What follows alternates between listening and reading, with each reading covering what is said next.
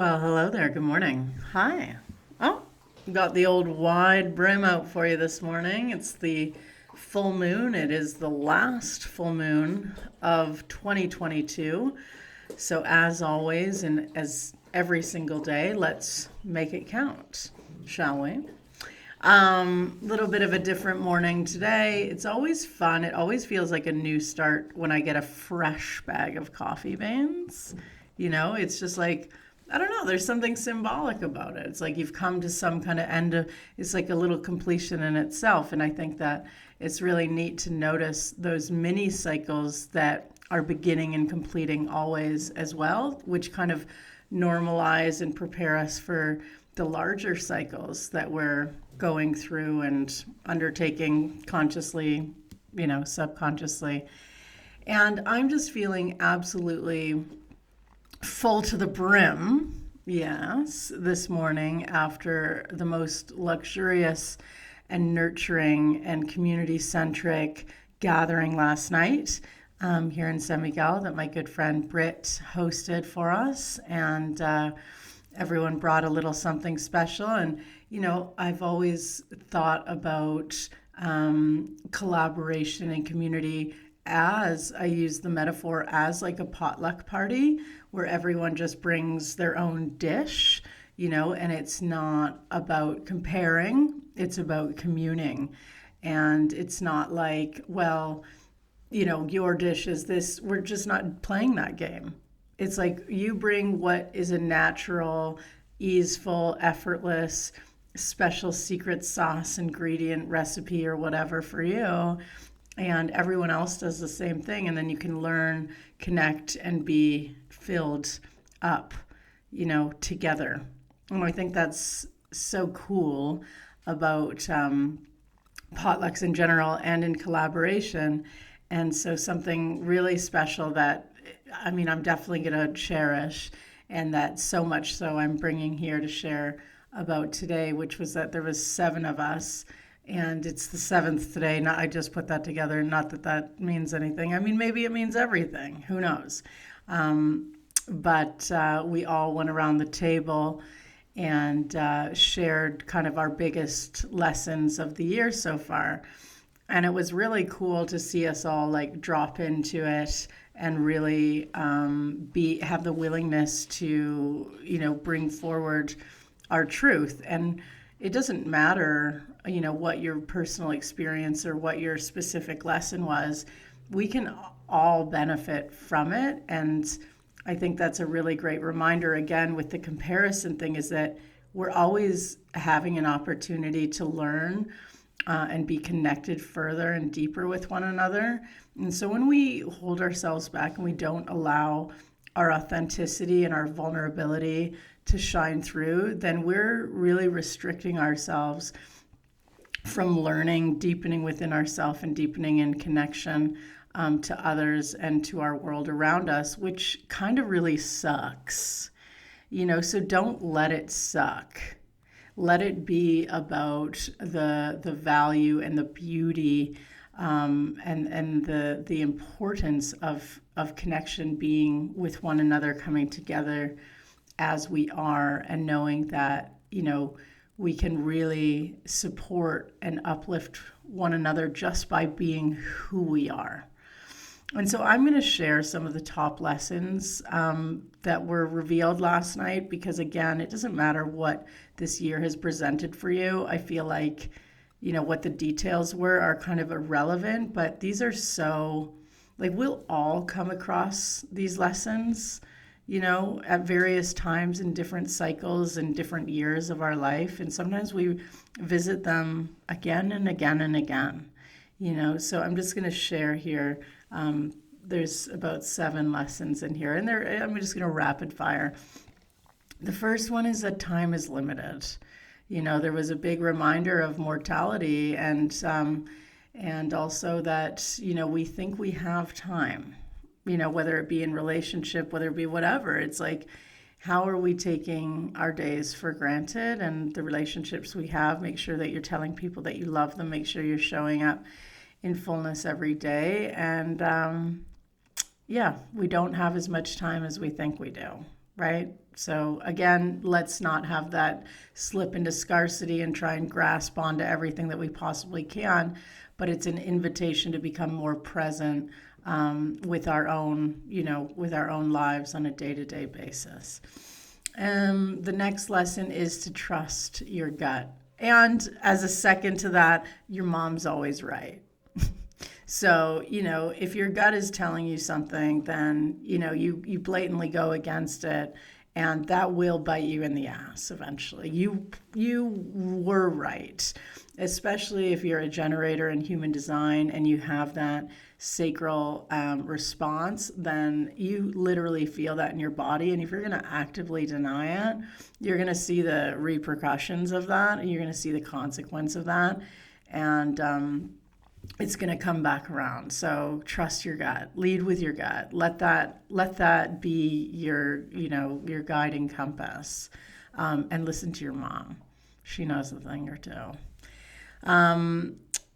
The next lesson was beautiful, and I think that it was about learning how to be in a healthy relationship. And I think definitely a lot more banging on about unhealthy relationships and power dynamics and trips and this and that, and it's like, well, that is a really important lesson, in fact, and you don't just get that. You really prepare for that. You have to, whatever your karmic path is or whatever has happened, chances are it doesn't start with a healthy relationship. So that was a really beautiful one. We were all kind of oohing and awing, and that was really quite nice for everyone. And the next one is really, it's in flow or it's got to go. Like, quit the trying to control everything. Otherwise, you're literally miserable in a state of like hyper, like, just like ready for the next thing to happen. And that's not easeful for the nervous system. It's like there's so much more, way, way, way more that is out of our control. And so when we can like loosen our grip, then things can flow. And chances are you're going to get a lot more pleasure out of the experience and decide what contentment is to you, what you actually, how you do want to fill your day, who you're going to keep in connection with and things like this, rather than just like holding on for dear life. So just loosen up that grip, and it's in flow or it's got to go. And the next was about, learning how to really be in the unknown and the magic of the unknown space, and to embrace and not resist it or try and kind of shift it out. But it's like knowing that, when you're choosing to be grateful for the happenings in your life and the people in them and the situations and the gifts, then you're also choosing to be grateful for all the things that are challenging and that make you feel uncomfortable and sticky and hurting. And so it's like, being grateful for all of it and choosing to really move into the unknown and be with that. And like, that's a constant flux, right? So that's a lesson. The unknown is it's like, well, it's only our imagination, and it's own everything was unknown until it was known. So that's just like, let's just be with that a little bit more, right? My lessons, obviously, I didn't hold back in this, arena. I love to have a little chat here, but my main one really was about how self-trust is everything. Like, this year was really the year that I built self-trust in a radical way, and I didn't really even know that I wasn't like, I didn't know I didn't have it, so self-trust was major. Another thing for me, a big lesson, was allowing myself to be truly unlimited. And a part of that was in my sexuality, and not even really realizing that I needed to come out, but that I was like definitely putting some kind of like, it needed to be this to then result in that, or like, why wasn't I like queer enough kind of thing. So that was really beautiful, to allow myself to love deeper, love more, and also be receiving to that love as well. Not in such a way.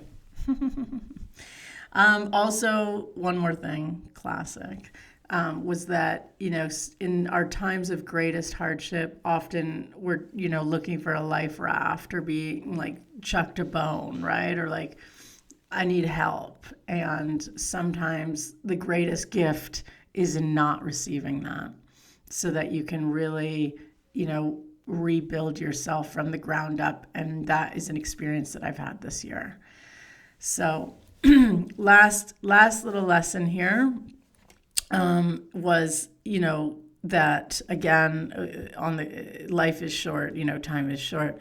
And someone was really evaluating and really being aware, and for the first time, is how they are with coping mechanisms, what's like just so deeply ingrained, and maybe how they would choose consciously to cope differently.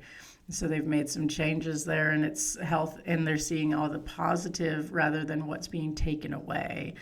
And also that when they're receptive, it works better, period. I mean, love that. It's just so simple, right? But it's like, yeah, I guess that's a good thing when I'm open to it. And it's like, well, could it be possible that you could always see the benefit and the positive note of it if you stay open? Like, how about that, though? So that was so beautiful. I mean, I've got so much love to say, and I feel so much love from that commune last night. And I do want to just repeat this little sentence here, which is like, don't compare, commune. So this is seven different folks with the various walks of life, all having a different experience. And yet we can gather round a round table, gather round, and, really be with one another and relate deeper to one another. And of course, relate deeper to ourselves by being able to witness and reflect, in who we are and where maybe we've been previously, where we're at and where we're going. So yeah, that's a beautiful, beautiful thing. I was watching a little video this morning on Phil Good. Is it Phil Good Life or Phil? We know Phil, right? Come on, we love Phil. And every now and again, like, I'm not a regular, like, I don't tune into all of his messages, but sometimes I do, and they just hit so good. Like, and so I do want to just like riff a little bit and build upon what the message that was shared yesterday and that I caught this morning, that I was like, oh, shit. And that is that if you're rejecting your now, then you're rejecting the future that you're trying to create and leave what you're currently in so that you can arrive at the next stage of your life. Saying that every, vibrational possibility is right here in the present moment. And so if you're not content, if you're not enjoying, if you're not grateful, if you're not, like enjoying being in your day-to-day life, then you're never going to result in some future higher, better, more expressed, more fulfilled, more successful version of you.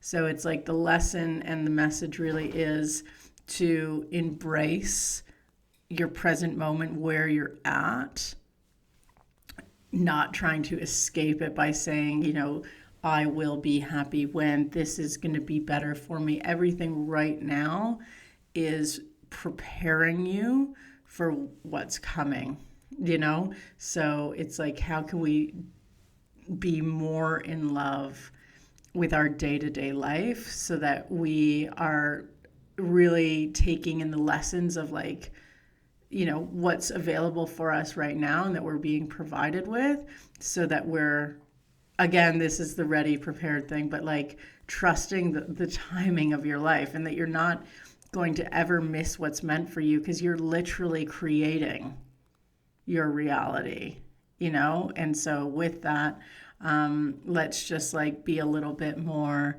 down to learn from our environment, our circumstances, our jobs, our living environment, like our bank accounts. Like, let's be a lot more open and in active engagement with our current reality so that we're prepared for everything that comes next. So if we're just sitting around every single day and scripting about our future, and imagining it and visualizing and manifesting it, but where they're not actually being present in our day-to-day life, then we're missing all the lessons that will actually be the building blocks to get us to the next stage. Yeah? I was like, yeah, I'm going to be with that. That's really dope. Yeah. And knowing that it's already here now.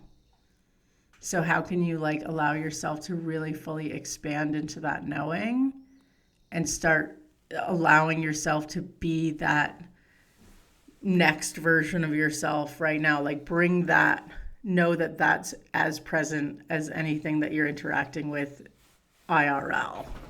It's all here. It's all here right now. Yeah. Now, I had a client that I was connecting with yesterday, and this is not the first time that I've heard this recently. I feel like it is a theme right now for folks. Oh, damn, that's good. Which is that feeling like, is it possible that I'm really hiding cards closer to my chest that could potentially get me more of what I want if I just opened them up a little bit? The answer is yes. Absolutely. If you're a multifaceted individual, yes, I'm talking to you. You're multi-passionate, you're multi-talented, you're multi-dimensional. Let's drop in.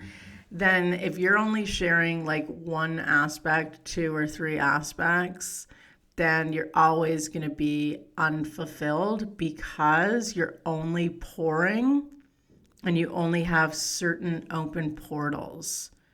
And so you're not letting the full spectrum aspect, everything, your wholeness out, and therefore you're going to receive limited reward because you're only well, I'll open that one, and that one, and the rest are on lockdown, and then it's well, have I reached my capacity of this realm of possibility because I'm not pursuing my infinite possibilities?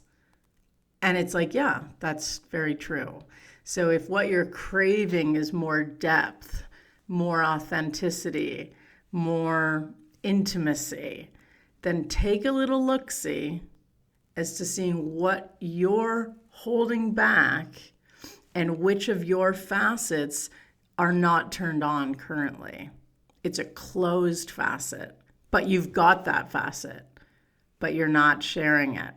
So what that means, you're not sharing it, is that you're also not open to receive it, right? It's a two-way relationship. Yes? Is this landing? Hannah, is this landing? Yes. Okay. So it's if you're only showcasing X, Y, and Z, meanwhile you've got the entire alphabet, but the rest of them are closed, then you're only going to be experiencing the rewards and the fullness of X, Y, and Z. You're very much limiting your experience and potentially your financial, you're putting caps on everything.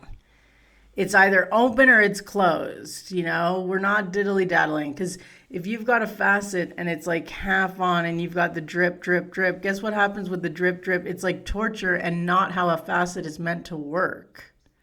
So it's turn that shit on or it's off kind of thing. It's open and it's regenerative and it's in synergy and it's moving and you're receiving and giving and it's flowing, or it's not.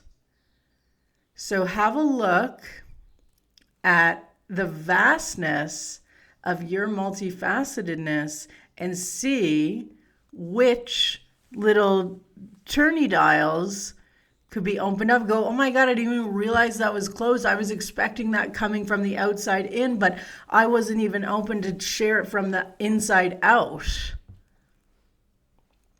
It always comes back to us every single time. And it really never is about creating, being, provide for them, unless it's moving through us. We are the receivers of our greatest potential. And by extension, the greatest reward of being a human being is to be in relationship. So where are you self-limiting that is limiting the relations that you have, romantically, career-wise, familial, whatever?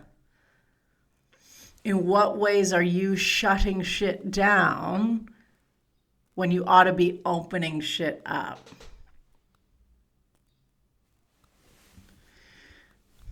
Reflections. How can you embrace versus escape the present moment? How can you allow yourself to experience the highest quality and essence of your values right here where your feet are, from the ground up and out? Instead of thinking that, oh, I just got to get there and that's when I'll let my hair down. I just got to arrive at that next, then I can. Well, fuck, let's revisit the lessons of the year, which is that you think you have time. What if the present moment is the only key portal into the infinite future? That's the only way you can actually get there, and the only way that you're ever going to embody heaven on earth. What about that? Is that possible? Could be. Let's find out. Let's 100% find out. And then keep finding out. Because that's our birthright. And that's literally a part of our incarnation. That's why we're here. To remember why we signed up for this experience in the first place. How we were infused with everything that we would possibly need to make it through this journey of our lifetime.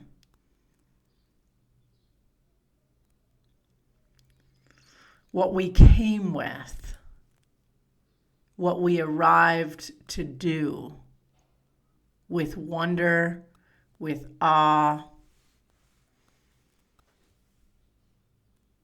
the miracle that we're experiencing right now. Let's tap into the present moment. Let's feel it. It's not going to feel it over there some other day, some other time when we've got X, Y, and hoo-ha. It's right now. So let's remember that. Let's be with that. I'm not trying to escape anything here. No.